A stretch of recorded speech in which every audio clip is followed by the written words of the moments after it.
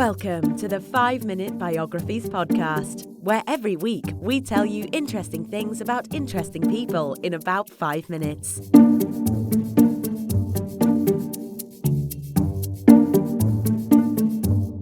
And now here is your host, Wayne Armstrong. Hey guys, welcome to the 5-Minute Biographies podcast, Season 5, Episode 3, Ava Gardner. When Ava Lavinia Gardner was born on the 24th of December 1922, her family were cotton and tobacco farmers in Smithfield, North Carolina. Mary Elizabeth, who everyone knew as Mollie, and Jonas Bailey Gardner had 7 children, 2 boys and 5 girls, with Ava being the youngest. Jonas and Mollie were poor to begin with, but they lost their property when the children were all still quite young and so had to look for alternative income. Jonas found work in a sawmill, and Mollie found work at a dormitory for school teachers as a housekeeper. The income wasn't nearly enough though, and the Gardners decided that they might have better luck in a larger city, and so headed off to Newport News in Virginia to look for better work, when Ava was about 7 years old. Mollie found work running a boarding house for ship workers, and things were okay for a while, but about 7 years later, Jonas contracted bronchitis and unfortunately died. Following her husband's death, Mollie moved the family to Rock Ridge in North Carolina, where once again Mollie found work running a boarding house, this time for teachers. After Ava graduated from the high school in Rock Ridge, she attended Atlantic Christian College with a view to becoming a secretary, but this was to last for only about a year because of what happened next. In 1941, Ava visited her sister Beatrice, who had by now married a professional photographer called Larry Tarr and was living in New York. During her visit, Larry decided he would like to take a portrait photograph of Ava. The results were so good that he displayed the portrait in the window of his studio on Fifth Avenue. The portrait was spotted by Barnard Doohan, who worked for Loews Theatres, the owners of MGM Studios. Doohan was in the habit of pretending to be a talent scout for MGM in order to meet girls, and so tried to get more information about the girl in the picture, but was turned away by Larry Tarr's secretary. However, as he was leaving, he made an off-the-cuff remark about someone needing to get the girl to MGM. This sounded like a great idea to Beatrice and Larry, and they contacted the studio. Soon after, Ava travelled back to New York again to meet with Al Altman, who was head of the talent department at MGM's New York office. He arranged for a camera to record Ava whilst he directed her with some simple tasks. He made no effort to record her voice, as her deep southern drawl made it all but impossible for Altman to understand her. As a result of the test, MGM Studios gave Ava Gardner a contract, and in 1941 she left school and headed off to Los Angeles. The first thing she did when she arrived was to attend lessons with a speaking coach. Shortly after she arrived in Los Angeles, she met Mickey Rooney, and the pair fell for each other and decided to get married.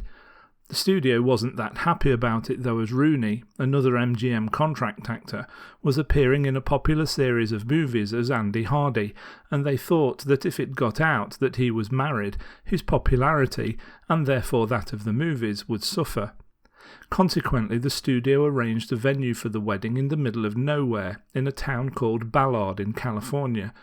The couple was married on the 10th of January 1942, but the studio needn't have worried.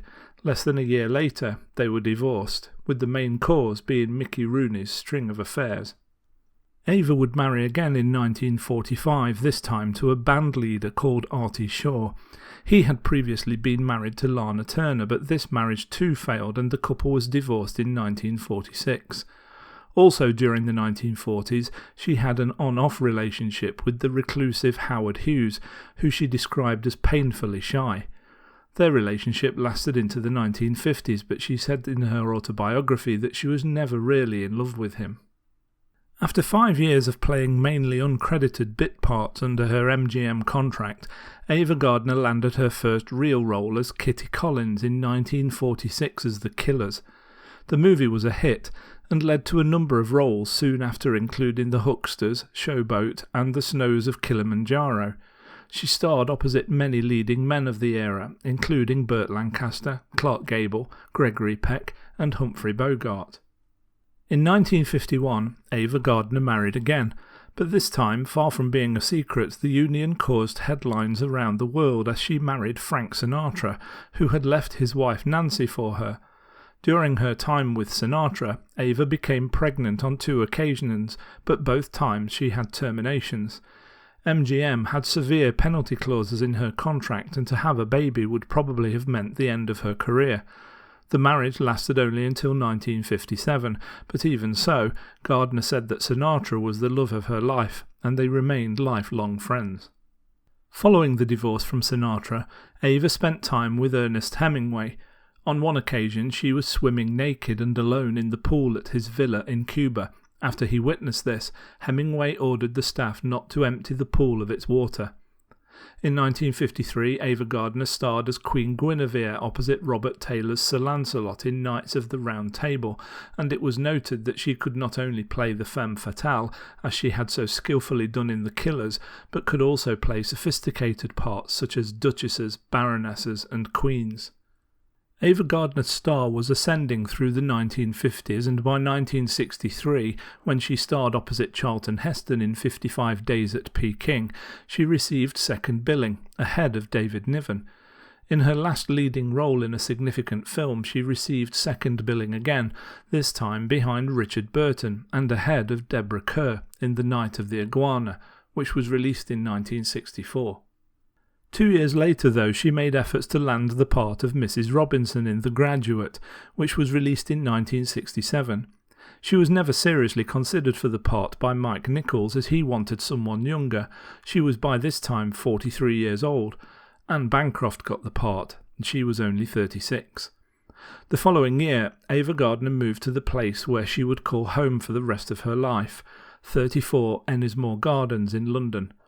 At the same time, she decided to have a hysterectomy. Her mother had died of uterine cancer, and she had the surgery to prevent the same thing from happening to her. This didn't stop her taking on significant roles, though, as in 1968 she starred as Empress Elizabeth of Austria, opposite James Mason's Emperor Franz Joseph I.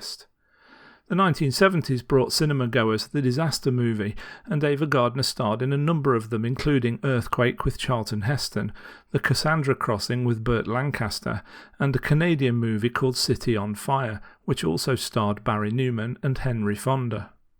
A few more movies followed, but her career was now winding down, with her last outing being 1982's Regina Roma, which was a straight-to-video release. After this, she made a switch to television and had a fairly long story arc in Knots Landing. Illness started to take its toll in the 1980s. She had been a lifelong smoker and suffered from an autoimmune disorder as well as emphysema. In 1986, she had 2 strokes, which left her bedridden.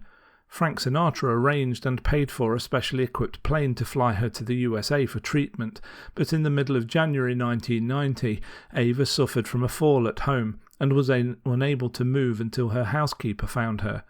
Her housekeeper said that her last words were, "I'm so tired." A week later, on the 25th of January 1990, Ava Gardner died from pneumonia. She was 67 years old.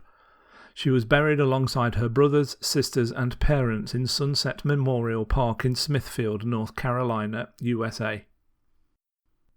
I hope you enjoyed that episode of 5-Minute Biographies. You can also read these biographies for yourself on the website at www.5minutebiographies.com, where you will find quite a few biographies for your reading pleasure that have not yet been turned into podcasts. Also on the website, you'll find links to our social media accounts, so please follow us. If you enjoy the show, and if you are able, you can also help alleviate some of the cost of putting it together by hitting the donate button on the site. And please don't forget to leave us a review wherever you get your podcasts, as this would really help the show to grow. Thanks for listening, and I'll see you next time. Thanks for listening to the 5-Minute Biographies podcast at www.5minutebiographies.com.